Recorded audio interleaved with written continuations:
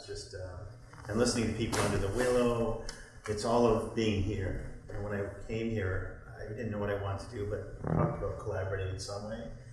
And so the giddiness came with something, being able to put something into words that echoed, like you did one, then I would respond, or you would take a line from one of my other texts, and suddenly I'd see the poetry in that. And it was a very reflective process. When we started out, just talking again on the way over here, but we were thinking of something much smaller and thinking about doing a drawing. So we were just gonna choose a passage or sets of words and do a drawing. Of course, I don't draw, but I figured I could draw some words. So that was the original goal, but then we stopped writing. And so for me, I write all the time, and that's kind of how I process life. And usually that's through notes, and then when I have enough time and grace, it turns into poetry. So it's something that I'm always doing anyway. But it's a very wonderfully opening, generative thing to do that with somebody else.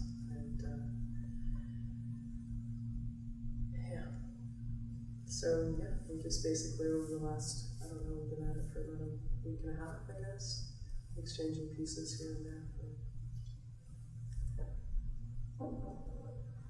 At the beginning you talked about truth. Can you talk about it again now that you've experienced the piece? What did you say about truth? Did I say something about truth? I have such suspicion around that word. I know, but I remember it came up. And was it around, just because it's around truth and reconciliation, or?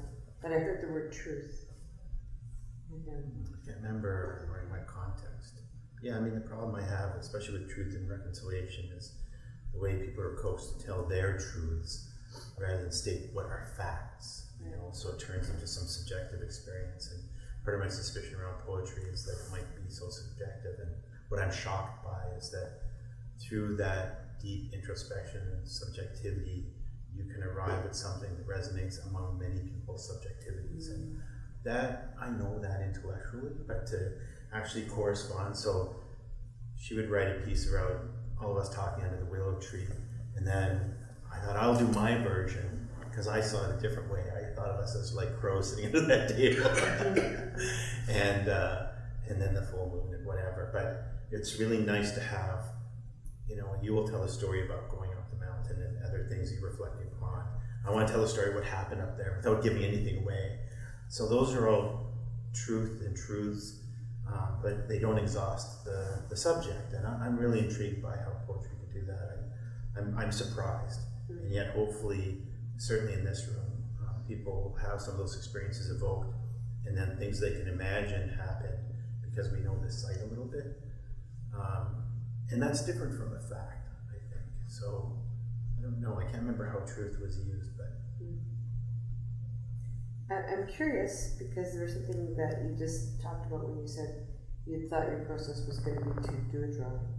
And it reminded me then, because all of a sudden I thought, well, they talked about truth and now they're talking about drawing. And it reminded me of a conversation I had.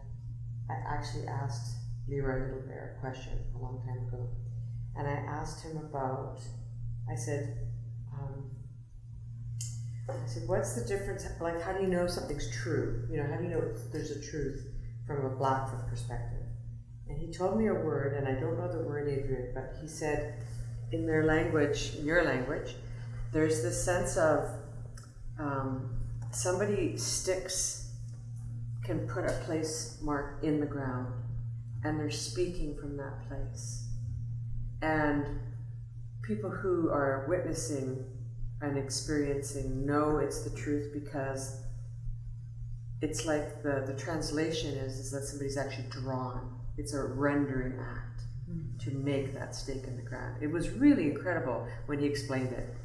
And so all of a sudden, that has meant so much for me now, the notion of rendering, the motion of drawing, of making a mark, of staking a place, and then speaking from that place.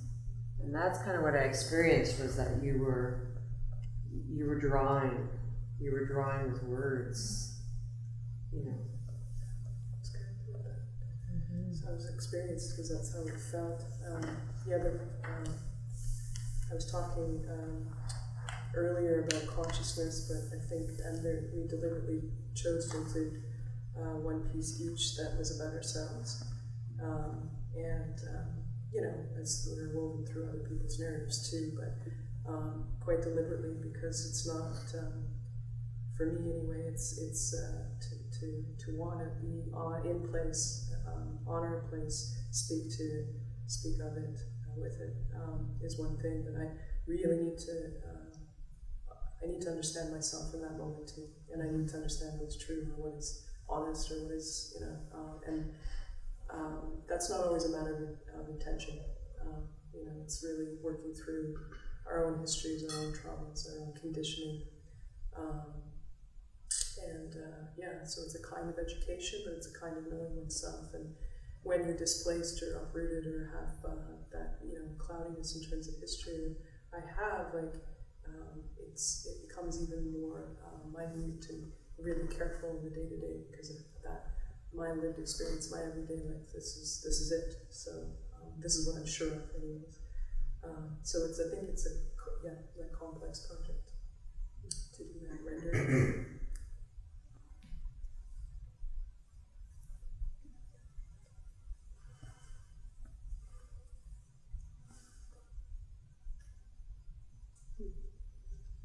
At the end of your, you talk about reconciliation, obviously, like the sort of definitions of reconciliation, and then you end with the idea of reconciling with your ancestors. And I guess I wonder how you came to that understanding of reconciliation. So that was Gideon. I was trying to explain, and then I was trying to get into a poem, but it's going to be a whole paper. Okay, so I'll test it out. So what I was thinking, so it was in two parts, and we were sort of echoing each other, answering each other in the middle. I'm thinking about how prior to consciousness, everything was everything and together, and no judgment, no things devoured each other and devoured, and things were. And then with consciousness, there's a separation, and suddenly we can stop and contemplate ourselves and other things, and there's a separation. And so much about life and ceremony and dreams and all this is about reconnecting, reconciling. And for me, so reconciliation is the relationship between a part and a whole. So a part is the individual, a whole is an institution or the whole world. And as soon as you recognize that you're not a part whole, but you're a part, then you are a part. There's separation, and so there's an alienation, and there's a desire or a need to reconcile yourself to consciousness, but also to the larger body that you've separated from. Arthur Koestler writes about this. He calls it a hold on. He says, everything from quarks to atoms to molecules is its own thing, and it's part of something else. And so we're ourselves as individuals, but we're part of society or societies. And the tension, it's always a tension between recognizing oneself and then suddenly recognizing that you are an expression of a culture. So I'm interested in that tension. And so I see conciliation is a relationship of parts to each other or wholes to each other. But reconciliation is a relationship of a part to a whole. And so I think there's something vile about the relationship to the individual being subject to the state or to the religion, but not to individual states relating to each other or individuals relating to each other. The exception being, I was trying to get across, was the relationship to everything, which we're a part of. And so that's the one time we can submit ourselves, I think, to reconciliation in the proper way of that word.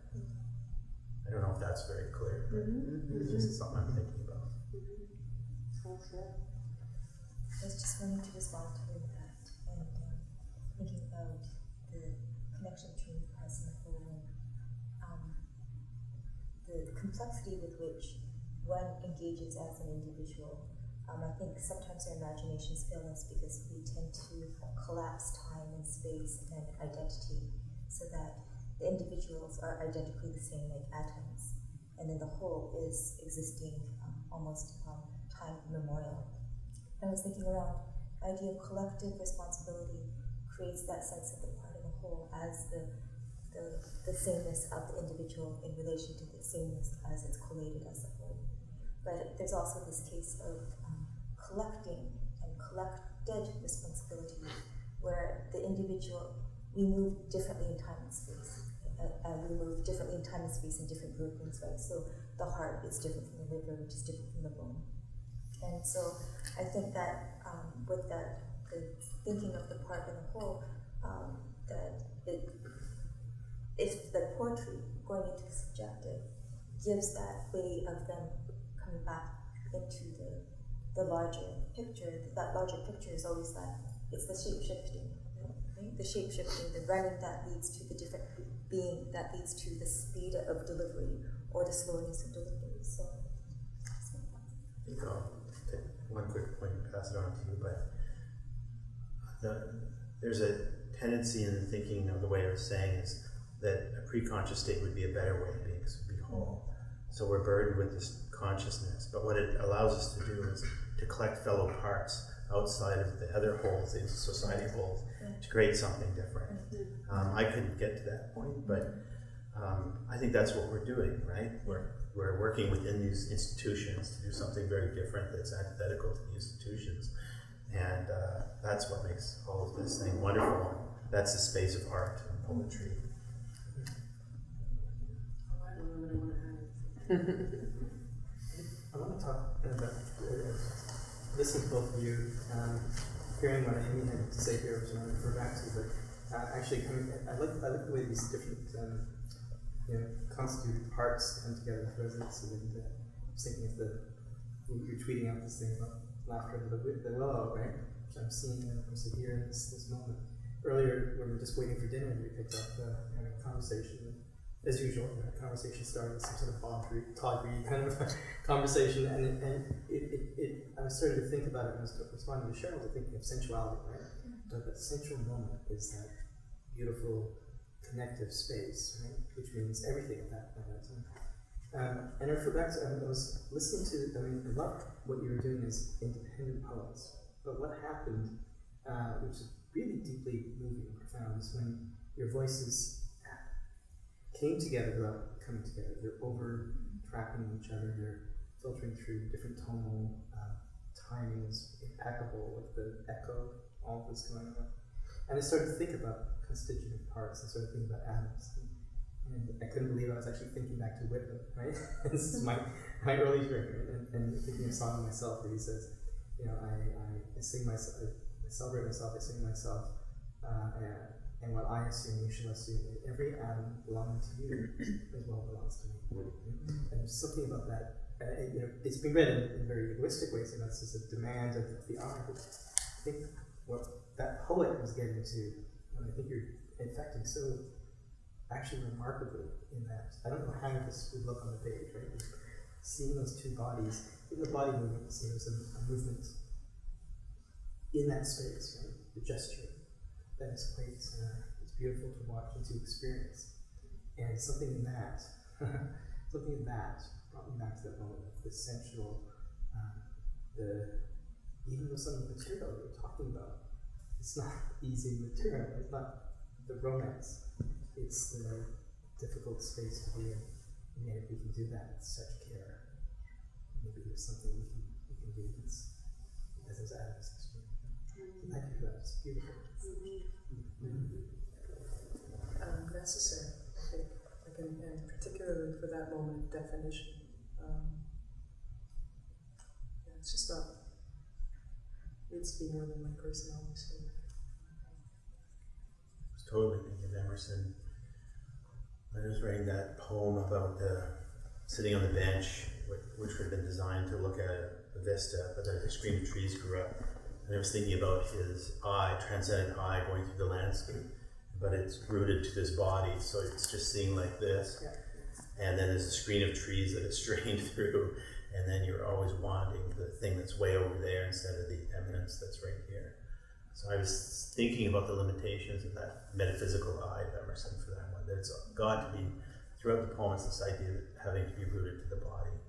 Or in that first poem, the Saskatchewan grid mentality coming to the mountains and has to sort of bend to the curves of this space. And if you want to make rhythm, you're going to have to, or it's going to be kind of a horrible sound.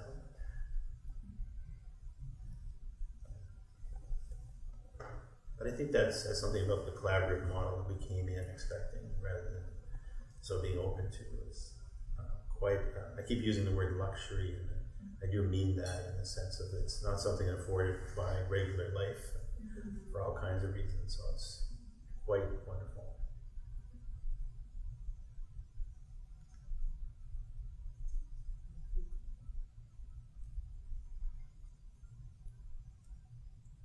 Yeah.